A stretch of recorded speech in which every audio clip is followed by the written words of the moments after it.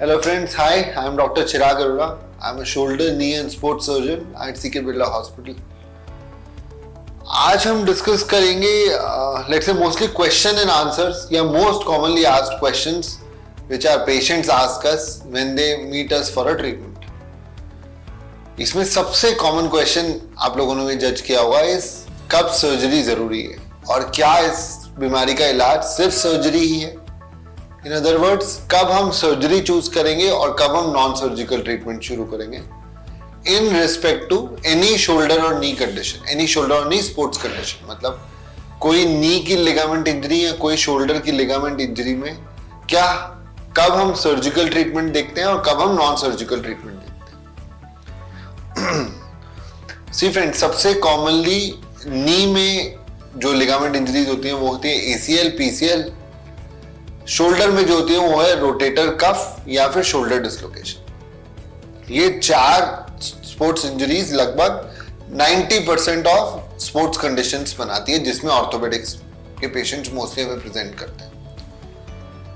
अगर आपको complete ligament tier diagnose करा गया है आपके सर्जन ने और MRI पे भी कंप्लीट टियर आ रहा है, चाहे वो ACL का है, चाहे वो PCL का है, चाहे वो MCL का है, या शोल्डर में कंप्लीट रोटेटर कफ टियर है या शोल्डर डिसलोकेशन पे सिग्निफिकेंट डैमेज है, इन सब कंडीशंस में अगर आप स्पोर्ट्स खेलना चाहते हैं, आप एक्टिव यंग इंडिविजुअल हैं, तो treatment is always surgical. For an example, अगर कोई पेशेंट है लेट्स से जो 55 के हैं और आके मुझे कहते हैं सर मेरा रोटेटर कफ डैमेज हो गया, मैं सबसे पहली चीज कंसिडर करूंगा कि वो स्पोर्ट्स पर्सन है कि नहीं और जो टियर हुआ है वो किस टाइप का टियर है. अगर हमें लगता है कि मेजर टियर नहीं है, पेशेंट एक स्पोर्ट्स पर्सन नहीं है, आई विल से go for a non operative treatment. May be वो एक ट्रायल हो फॉर 6 वीक्स. अगर नहीं रिजॉल्व होता है तब हम सर्जरी कंसिडर कर सकते हैं, बट हाँ, डे 1 सर्जरी मैं उन्हें नहीं recommend. On the other hand, ये इंडिविजुअल हैं जो कहते हैं रोटेटर कफ टियर है और ये 25 ईयर ओल्ड पर्सन है एंड स्पोर्ट्स खेलते हैं, I will say you will require surgery, there is no doubt about it. मेरा डिसीजन इस चीज पे बेस्ड है कि पेशेंट कितना एक्टिव है और कितना कंसिस्टेंट रिजल्ट में उन्हें दे सकता हूं. जब मुझे लगता है सर्जिकल ट्रीटमेंट ऑप्ट करते हैं तब डिसीजन मेकिंग हमारे लेवल पे हो जाती है. I have a very predictable result in a surgical setting. Non-surgical settings में कुछ केसेस में unpredictable results भी आते हैं. एक 30-year-old मेल में स्पोर्ट्स पर्सन में unpredictable results नहीं देना चाहूंगा. That is the reason मैं उन्हें सजेस्ट करता हूं इन पर्टिकुलर केसेस में आपको सर्जरी कंसिडर करनी चाहिए. नेक्स्ट हम एग्जांपल लेते हैं कि अगर सपोज आपको लेट्स से नी में पार्शियल ACL टियर हुआ है. पार्शियल ACL टियर या पार्शियल लिगामेंट टियर में हमारा डिसीजन मेकिंग आपकी एग्जामिनेशन पे डिपेंडेंट होता है. मैं अपनी प्रैक्टिस में most of the decisions examination पे लेता हूं rather than an MRI, because बहुत टाइम मेरी बहुत सिनेरियोज में आई फेस दिस कि पेशेंट्स का MRI बोल रहा है कंप्लीट टियर है एंड एग्जामिनेशन पे कुछ नहीं है. उन केसेस में I do not opt for surgery. बहुत केसेस में MRI बोलता है कि पार्शियल टियर है एंड पेशेंट सिम्प्टोमैटिक है, I will recommend surgery if I feel so. So my decision is not just based on MRI. We are treating a patient, we are not treating an MRI. ये दोनों में बहुत difference चीज आपको समझने की जरूरत है. तीसरी चीज जो हम लोग डिस्कस करते हैं, कई बार MRI पे कुछ फाइंडिंग्स होती हैं जो पेशेंट में नहीं दिखी जाती, तो हमारे को डिसाइड करना होता है कि MRI की फाइंडिंग्स और पेशेंट की फाइंडिंग्स कितने में कोलैबोरेट कर रही है. अगर वो कोलैबोरेट कर रही हैं तो हम आगे ट्रीटमेंट सर्जिकल या नॉन सर्जिकल रिकमेंड करते हैं, not just based on MRI. This is the first question जो डिसीजन मेकिंग में होता है, कब सर्जिकल ऑप्ट करना चाहिए, कब नॉन सर्जिकल ऑप्ट करना चाहिए. दूसरा एक कॉमनली आस्क्ड क्वेश्चन जो मुझे पेशेंट्स पूछते हैं, शोल्डर के स्पेशली, कि कब आप सर शोल्डर रिप्लेसमेंट कंसिडर करते हैं और कब आप शोल्डर में लिगामेंट रिपेयर कंसिडर करते हैं. मैं आपको एक एग्जांपल दे रहा हूं. ये this was a let's say 65-year-old gentleman. He was an army person. You were recently referred to us by someone, तब इनका प्रेजेंटेशन था कि मेरे को शोल्डर पेन रहता है। हमने एग्जामिनेशन किया, we subsequently got an MRI and we got an X-rays. X-ray पे आर्थराइटिस स्टार्ट हो गया था। It was not a stage 4 arthritis, it was an early arthritis. तो decision was between two things, या हम आर्थ्रोस्कोपिक कीहोल सर्जरी करें to repair the ligament, या हम रिप्लेसमेंट सर्जरी करें to change the joint itself. अब वो 65 इयर्स एज थे, तो बॉर्डरलाइन एज थी, कोई major age. I suggested him replacement surgery. Why? मेरा डिसीजन इस पे बेस्ड था, अगर हम लिगामेंट रिपेयर करते हैं, ऑल्दो रिकवरी बहुत फास्टर होगी उसके बाद, बट रिपेयर के बाद क्योंकि जॉइंट में आर्थराइटिस है, चांसेस है नेक्स्ट 3 to 4 इयर्स में ही will come back to me with a joint pain, तब हमें रिप्लेसमेंट सर्जरी की जरूरत पड़ेगी। ऑन द अदर हैंड, अभी हम रिप्लेसमेंट सर्जरी करते हैं तो सिंगल सर्जिकल प्रोसीजर में ही is able to do everything.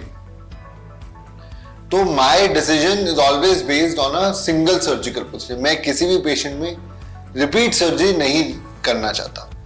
तो मुझे जब भी होता है decision making, I always opt कि एक चीज करो एंड फाइनल करो। डोंट कंसिडर फॉर एनीथिंग जिसमें आपको रिवीजन सर्जरी करनी पड़े। तो शोल्डर के केसेस में अगर आपको जॉइंट आर्थराइटिस डेवलप हो रहा है, you should always opt for a replacement rather than a ligament repair. ये सेकेंड कॉमन एफएक्यूज जो होते हैं। थर्ड कॉमन एफएक्यूज हमसे जो पेशेंट पूछते हैं, सर मेनिस्कस में क्या सर्जरी हमेशा चाहिए? देखिए, इसका मैंने इस पे काफी ऑनलाइन मीडिया पे भी डिस्कशंस किए हैं। मेनिस्कस का सर्जरी हमेशा नहीं जरूरत पड़ती। अगर मेनिस्कस टियर एक स्टेबल मेनिस्कस टियर है तो सर्जरी की जरूरत नहीं पड़ती। अगर आपकी एमआरआई रिपोर्ट ये कहती है कि मेनिस्कस में रूट टियर है, या फिर मेनिस्कस में बकेट हैंडल टियर है, या फिर मेनिस्कस के साथ कोई कार्टिलेज या लिगामेंट टियर है, इन तीनों कंडीशंस में ट्रीटमेंट इज ऑलवेज सर्जिकल। इसके अलावा अगर हमें लगता है मेनिस्कस में पार्शियल टियर है, हॉरिजॉन्टल स्टेबल टियर है, हम non surgical treatment definitely opt कर सकते हैं। हो सकता है वो 6 वीक्स या 8 वीक्स के ट्रायल के बाद नहीं रिजॉल्व हो, तब सर्जिकल ट्रीटमेंट कंसिडर कर सकते हैं, but not day 1 surgical treatment. So meniscus में नॉन सर्जिकल ट्रीटमेंट का भी काफी रोल है। फोर्थ चीज जो कॉमनली मुझसे पेशेंट पूछते हैं, क्या मैं लिगामेंट सर्जरी स्पोर्ट्स में खेल सकता हूं? स्पोर्ट्स में खेलने के लिए 2 चीजें जरूरत पड़ती है। एक चीज आपका सर्जिकल टेक्निक कैसी रही है, जो कि सर्जन डिपेंडेंट है। दूसरी चीज आपकी मोटिवेशन कितनी है to go back to sports. हम लोगों ने काफी एग्जांपल्स देखे हैं जो people at 50 after a ligament surgery have gone back to play sports, and on the other hand people at 30 after ligament surgery have not gone back to play to sports. तो जो लोग sports खेलना चाहते हैं उनमें motivation is a very important factor. Plus majority cases में, after in my practice majority cases में, let's say more then 99% patients को हम लोग वापस स्पोर्ट्स खिलवा देते हैं। बट देन वो किस लेवल पे खेलते हैं, चाहे वो कॉम्पिटिटिव लेवल पे खेलते हैं, नेशनल लेवल पे खेलते हैं, स्टेट लेवल पे खेलते हैं, या वो सिर्फ शौक के लिए स्पोर्ट्स खेलते हैं, that is dependent upon patients motivation. Patient motivation plays a very very important role in getting back to sports. Generally medical rehabilitation around 3 months तक होता है, जिसमें पेशेंट उसके बाद स्पोर्ट्स स्पेसिफिक ट्रेनिंग पे जाते हैं, जिसमें उन्हें वापस कमिंग बैक टू स्पोर्ट्स सिखाया जाता है। मोस्ट पेशेंट जो हमारे साथ ऑपरेट होते हैं वो 6 वीक्स तक सब कुछ कर पाते हैं, daily office job, even running and jogging. Sports specific training हम लोग 3 months के बाद ही स्टार्ट करते हैं। Okay, so you will be able to get back to sports after any ligament surgery in your knee और shoulder.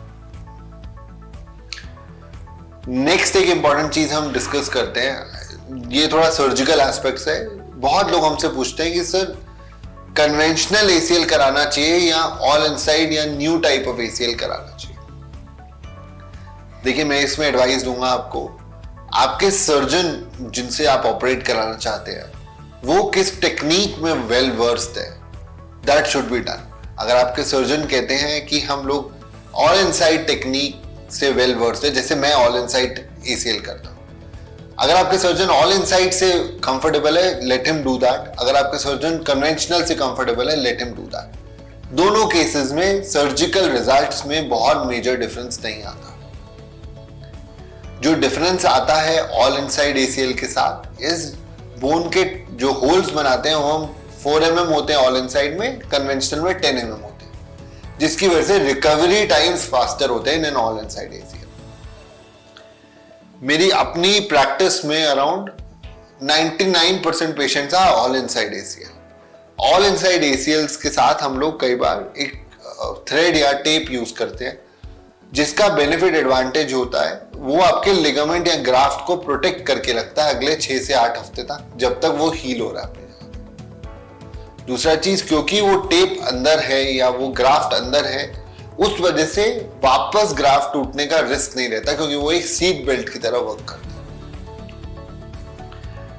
Majority of my patients they get back to their walking same day after surgery, and hospital stay generally 1 day होता है मेरी practice में। हम लोग generally patients को 5th day पे office job start करा देते हैं। 6 वीक्स तक मोस्टली पेशेंट्स रनिंग के एबल हो जाते हैं। अगर आप बात करें कन्वेंशनल एसीएल में रिकवरी टाइम्स थोड़े प्रोलॉन्ग रहते हैं। उनका रिकवरी टाइम 6 वीक्स नहीं करके 12 वीक्स रहता है। Again this is a very surgeon dependent thing. Always discuss with your surgeon कि क्या टाइप ऑफ टेक्निक वो यूज करने वाले हैं और रिहैबिलिटेशन टाइम्स कैसे रहने वाले हैं। I think with this all in mind most of the FAQs we have answered. अगर आपको फिर भी लगता है कोई चीज आपको डिस्कस करनी है, you're most welcome to contact with us. And another important thing is always discuss with your surgeon, check his credibility. आपके रिहैबिलिटेशन स्पेशलिस्ट से उनकी क्रेडिबिलिटी समझिए, टाइम समझिए। जितने क्वेश्चंस आप सर्जरी से पहले पूछेंगे उतना इजियर आपको रहता है समझने के लिए कि सर्जरी के बाद क्या होने वाला है। Choose your sports surgeon and your sports physio very wisely. Thank you.